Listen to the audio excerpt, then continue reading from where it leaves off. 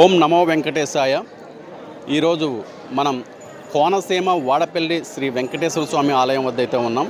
ఈ వెంకటేశ్వర స్వామి ఆలయం రాజమండ్రి నుంచి సుమారు 40 కిలోమీటర్ల దూరంలో స్వామివారు అయితే ఉన్నారు. రాజమండ్రి నుంచి రావులపాలెం నుంచి 15 కిలోమీటర్లు ఇక్కడికి వస్తుంది. ఇక్కడ విశిష్టత ఏంటంటే 7 వారాలు ఇక్కడ స్వామివారిని దర్శించుకొని అదేవిధంగా 7 వారాలు కూడా 7 ప్రదక్షిణలు చేసి అనుకున్నది కూడా అవుతుందని చెప్పేసి కొన్ని వేల మంది లక్షల మంది భక్తులైతే ఇక్కడికి వస్తున్నారు. ఈ గుడి విశిష్టత గుడి గురించి కూడా పూర్తిగా మనం ఇక్కడ ఉన్నవారిని అడిగి తెలుసుకుందాం. ఓం నమో వెంకటేశాయ. ఈరోజు మనం వాడపల్లి శ్రీ వెంకటేశ్వర స్వామి ఆలయంలో అయితే మనం ఉన్నాం. ఇక్కడ ప్రధాన అర్చకులైన శ్రీనివాస్ గారు అయితే మనతో ఉన్నారు. ఈ గుడి విశిష్టత గురించి అదేవిధంగా గుడి తాలూకా ఇప్పుడు 7 ప్రదక్షిణాలు చేస్తున్నారు, దాని విశిష్టత గురించి అడిగి తెలుసుకుందాం. స్వామి నమస్కారం. ఈ కోనసీమ వాడపల్లి వెంకటేశ్వర స్వామి చాలా ప్రతిష్ట ఇప్పుడు ఈ మధ్యకాలంలో చాలా ఫేమస్ అయింది.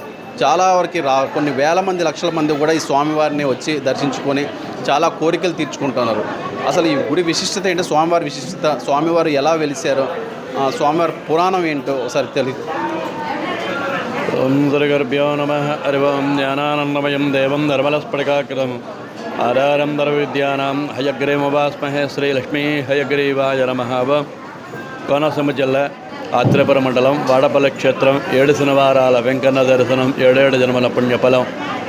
ఈ స్వామివారు ఏకైక ఎర్రచందన విగ్రహ రూపంలో ఉన్న స్వామివారు మూర్తివంతం. ఇక పూర్వం సనకసనంద మహర్షులు స్వామివారి యొక్క దర్శనార్థం చెప్పేసి ఒకసారి వైకుంఠానికి వెళ్తే, స్వామి రాబోయే దశలో కలియుగంలో మానవ మాత్రలు అరాచకాలతోటి వ్యాధులతోటి ఉంటారు, పెద్దల యందు భక్తి గౌరవాలు పెట్టరు, ఆచారహీనులే ఉంటారని చెప్పేసి ఆ మహావిష్ణుమూర్తి విన్నపాలు వినిపించుకుంటే వారి కొరకు తరుణమపాయని చెప్పి భూలోకవాసి లేక వారి పాపపుణ్యాల పోగొట్టడం కోసం కలియుగంలో 4 చోట్ల వెలుస్తా అని చెప్పేసి 3 చోట్ల శిలా విగ్రహ రూపంలో, ఒకటేమో ఎర్రచందన విగ్రహ రూపంలో గౌతమి తీరాన నౌకాపురి అని చెప్పేసి అనే గ్రామంలో వెలుస్తా అంటే, ఈ వాడపల్లి క్షేత్రం పేరు పౌరనామధేయం నౌకాపురి అని చెప్పేసి నామధేయం. నౌక అంటే వాడ, ఓ అల్లా వాయింది, వాడపల్లి క్షేత్రం కింద ఏర్పడింది. ఈ గ్రామంలో వెలుస్తా అంటే ఈ స్వామిని చేస్తారంటే ముందుగానే అవతారం తీసుకుని నాసికాత్రయంబకం గోదావరి పుట్టిన చోట ఎర్రచందనం అని చెప్పేసి వృక్ష రూపంలో ఒక మూర్తివంతాన్ని తాను ఏర్పరచుకుని దేవతలు కానీ మహర్షులు కానీ కలియుగంలో మానవ మాతృలు కానీ ఎవరూ చెక్కబడకుండా ఆ ప్రతిరూపానికి ఏం చేశారంటే మహర్షులు అర్చనాధికంగిరియాలు పొత్తు చేసి ఒక చందన పీటకులో పడుగబెట్టేసి నదిలో వదిలిపెట్టారు. అది అలాగ కాలక్రమేణ ఈ గ్రామంలో వచ్చేప్పటికి ఇసుకలు కప్పడిపోతే ఒకరోజు గ్రామస్తులకి భక్తులకి స్వప్నంలో కనబడి, నేను ఇసుకలో కప్పడిపోయినాను, నన్ను తీసి ఆలయనమాన అర్చనాధికంగిరియాలతో నన్ను కొలుస్తూ తరించేంటంటే వీరి ఆదిత్య వెళ్తే వారికి ఎక్కడ కనబడబోతే వారి నిరాశతోటి వెనక్కి తిరిగి వచ్చేస్తే, ఒకరోజు ఒక వృద్ధ బ్రాహ్మణ యొక్క కల్లో కనబడి నన్ను దర్శించకపోవడం కారణం ఈ కలియుగ ప్రభావం వల్ల, కలికలమటం వల్ల స్నాన సంధ్యావందనాలు చేయకుండా వచ్చారు, మీరు శుచిగా రాలేదంటే ఎంత అపచారం చేసుకుని తెలుసుకుని నా నిదర్శనం ఏంటంటే ఎక్కడో కృష్ణ గ్రంథ వాలి ఉంటుందో అక్కడ ఉంటానని చెప్పేసి ఆ వాలిని చోట వెళ్ళి తవ్వి చూడగా ఒక చందన పీటకి లభించింది.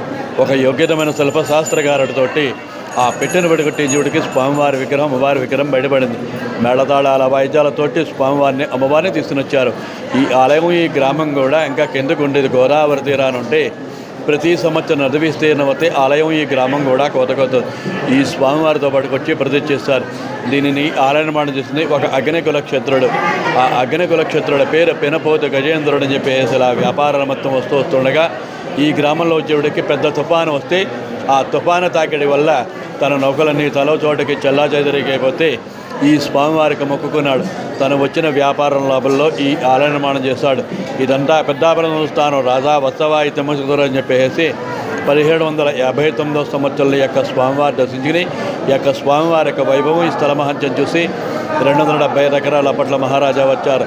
ఆలయ అర్చకులుగా మొత్తం అన్ని వర్ణాల వారికి ఇచ్చి వీరందరూ ఈ స్వామి కైంకర్యం చేసుకునే వారి కార్యక్రమాలు చేసుకునేలాగా, సంవత్సరానికి ఒకసారి పలస అనిపించేలాగా ఈ యొక్క స్వామివారి యొక్క కళ్యాణోత్సవం ప్రతి సంవత్సరం చైత్రశుద్ధ ఏకాదశి రోజున శ్రీరామనవమి వెళ్ళిన 3వ రోజున స్వామివారి యొక్క కళ్యాణోత్సవం అత్యంత వైభవోత్సవంగా జరపబడుతుంది.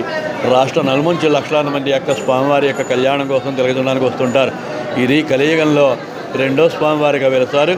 ఈ స్వామి దగ్గర ప్రత్యేకత ఏంటంటే ఎక్కడ స్వామివారికి గదాధరుడై ఉండరు. ఇక్కడ మాత్రమే శంఖచక్రాలతో గదాధరుడై చేసి ఉన్నారు. ఈ స్వామి యొక్క ప్రత్యేకత అంటే క్రమం తప్పకుండా 7 శనివారాల స్వామిని వరుసగా దర్శించుకుంటే అనుకున్న కోరికలు నెరవేరుత మహిమాన్విత స్వామివారు. ఇక్కడ వచ్చే భక్త జనసంఖ్య 50 నుంచి 60,000 మంది దాకా ప్రతి శనివారం స్వామివారి యొక్క దర్శనానికి వస్తుంటారు. ఓం నమో వెంకటేశాయ.